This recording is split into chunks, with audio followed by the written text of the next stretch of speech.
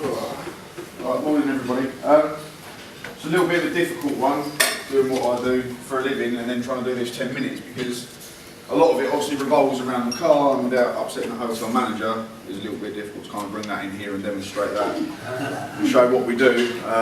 So it's literally just going to be a case of, I mean, there's quite a few of you in this room that have used my services, so you kind of know what it's all about and you know how the process works. But there's also quite a few people in the room, especially visitors that haven't used me and maybe even think about it, or maybe I can convince them this morning that maybe it's the way to go for certain aspects of their travel if they need it. So basically just start at the beginning, how it would work, because like I said, for those of you that haven't used this type of service, then obviously you sort of wouldn't know the process of how it should be done properly. My process is generally a little bit different to most average taxi firms or people that are doing private hire like myself and not doing it correctly. There are a lot of people that are in it for 2 or 3 years gain, which is basically get as many bookings as possible. To hell with whether the customer books again or not, they're not bothered. If they've got an area like Swale, they can sometimes, it's a big audience, so it doesn't matter whether the customer comes back or not. They can make quite a lot of money in 2 or 3 years. They eventually burn that area out and then they leave. That's not the idea with me. I'm young, I want to be doing this for a long time, so it's done properly. Basically the process from the beginning, you decide that you want to use me, whether it be for business travel, whether it be for an airport transfer, take you to the theatre, take you to a restaurant, perhaps it's your anniversary, something like that. This is basically how the process would go. Obviously I would receive a phone call or an email or a text, which is not very often, but sometimes I do get a text, asking for a quote. That quote, I will always try to get back to you within an hour where possible. It doesn't always happen, it's quite difficult sometimes, especially if I'm driving, but if my phone will go off while I'm driving, obviously whether I'm with a customer or not, I won't look at that phone while I'm driving. But once I've dropped that customer off or picked that customer up, the first chance I get to look at that phone and respond to it, I will. I'll give you a quote. There's not forcing your hand in it. Just give you a quote. If you want to book with me, that's great. If you don't and you think it's expensive or it's dearer than you thought, you can kind of go on your merry way and maybe go back to what you're going to do before. So that's how we do that part.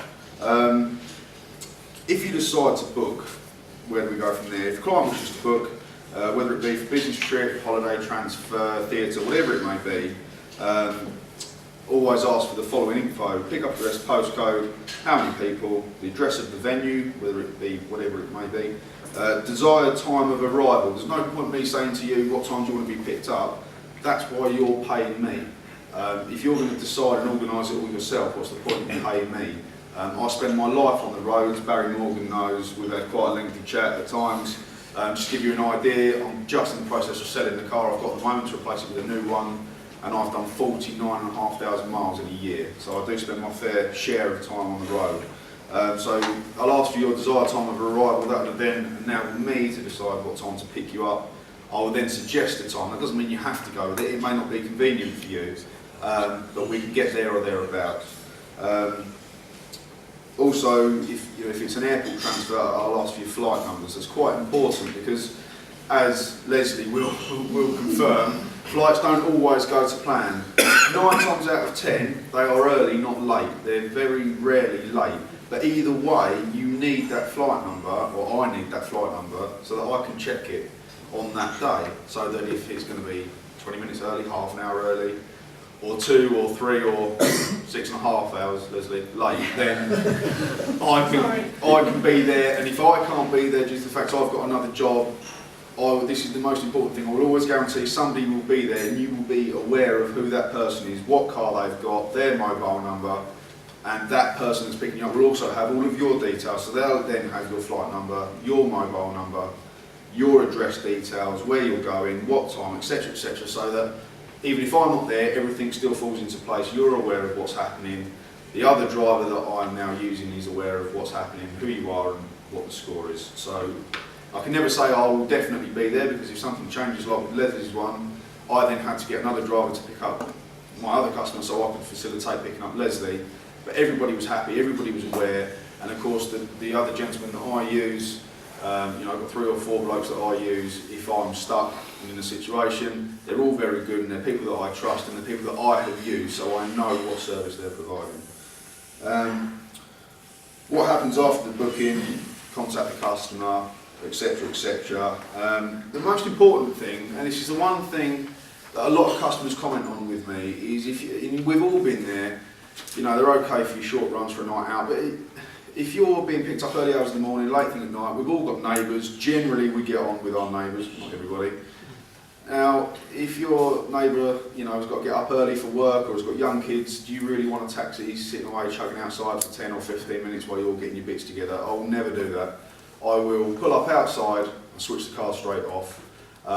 And most people don't mind. It's not the way I like to do business, text messages, but for this situation it's great. Normally I'll send the customer a text message, just say, look, I'm outside, I'm usually there 5 or 10 minutes early, there's no rush, I know I'm here early, if you want to leave early that's great, I'm here, so that they know I'm there. If it's an elderly customer, obviously they're not that keen on doing text messages or anything like that, I'll just give them a very gentle knock on the door so they're aware that I'm there. There's nothing more annoying, especially if you're not the person that's getting in it, if you're laying in bed and hearing this, you know, taxi chugging away outside, it's not good, it's not clever. The other thing as well, before I pick you up, 2 or 3 days beforehand, I'll just give you a quick ring. You know, is everything still right? All the details still the same. It does happen. I had a customer yesterday actually cancelled a job with me. I had a missed call, I phoned her back, she said, I'm really, really sorry, my husband's in hospital and I want to give you as much notice as possible, I'm going to have to cancel it. That's why I ring, because sometimes something like that happens. The last thing, generally, I mean, this customer is a long-term customer of mine, so, you know, they did think of me, but 9 times out of 10, something like that happens, the last person you're going to think about is some bloke you don't know picking you up to take to the airport. So I'll always ring, because he might, oh yeah, I forgot about that, yeah, sorry, I'm going to have to cancel it. The car, which is kind of important, that's one of the things I sell my business on, as well as, you know, I turn up fairly, you know, pretty smart and presentable, and I do normally have a tie on, as people in this room that have used me will know, but obviously this morning I haven't. The car, every time it either comes back from a job or it's going out, it's cleaned, it's washed, it's hoovered, it's wiped down, and it is absolutely like you'd expect to find a car if you were picking it up from a factory. That is the biggest difference between me and your average taxi. I've had some customers, especially business customers, they used me because it was very inconsistent with taxis, because if they had an early morning job, the car might have been cleaned out the night before, and the car was great, it was lovely and clean. Other times, they'd get the taxi after it'd done a whole day's work, and it was stinking and minging, and it just wasn't very nice. You know, they're spending an hour and a half, 2 hours going to Heathrow, you know, smelling the last bloke's sweaty armpits because the car hasn't been cleaned. That is not how I do it. The car is cleaned every time someone's been in it, ready for the next person, and you'll always be given fresh bottles, water in the car. You know, and if you ring me and say, look, you know, this journey's 3 or 4 hours if we're going somewhere, I've done jobs to Liverpool and Birmingham, you know, if you want a couple of newspapers in the back, let me know, it's not a problem, I can pick them up on the way, it's no big deal. The journey, it'll just be as smooth as possible. I don't break the speed limit, I stick to the speed limit for a reason, it's my licence and it's the safe way of doing the journey. If you want to chat, that's great, I'll chat with you. If you don't, I have no problem with that. Some people get in the back of my car, they're straight on their iPad, you know, straight on their 4G, and they're doing work ready so that when I drop them off at the airport, their work is done, ready for the meeting at the other end, whether it be Amsterdam or Germany, which is where a lot of my customers seem to be going. That's fine, I have no issue, we can do it either way. If you want to speak and have a chat, that's great. If you don't, no problem with that at all. Pick up from the airport, same again, don't like doing things by text message, but it's a great way when you land, text message from the driver, great, he's here, because that's that instant worry gone. Especially if you've never used me before, because the service might have been great on the way, but they're probably thinking in the back of their mind, is this bloke going to be there, isn't he going to be there? So a text message is a great way of just letting you know, if you've just had a nice holiday, you get off the plane, first thing you get, nice little text message from me, yeah, hi, it's Jamie, I'm here, see you as you walk out of arrivals, any problems, let me know. And that's pretty much it really, to be honest. It is just a better service, I'm not overly dear. And it is a passion. I have a passion for cars and I have a passion for customer service. I just want to make people happy and take the stress away, so that whether it be a venue, like I said, theatre, restaurants, airport, anything like that, business travel, it's just as easy as possible, it's as nice as possible, and it's without costing an arm and a leg. You can spend quite a lot of money in this business. If you're someone that travels for business a lot, or you go on holiday a lot and you don't want to drive, you can spend quite a lot of money, and I'm trying to give people that top-end service without the cost. my 10 minutes is nearly up. Has anybody got any questions at all?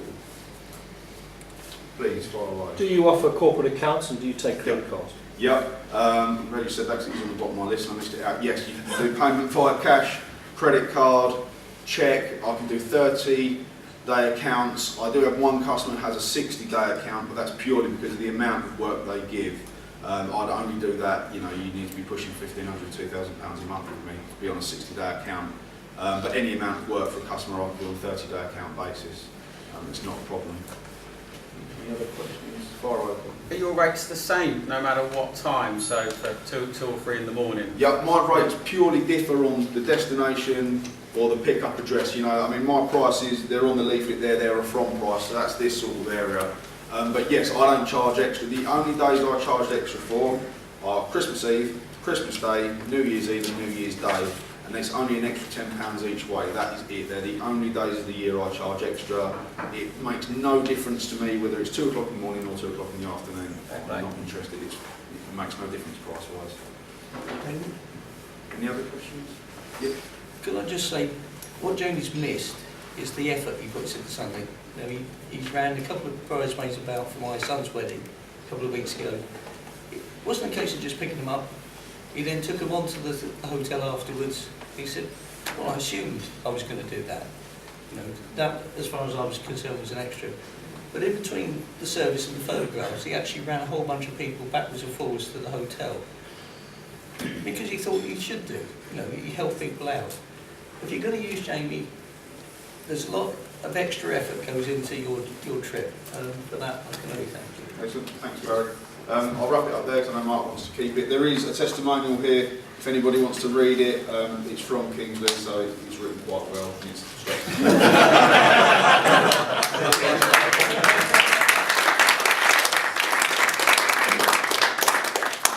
okay, so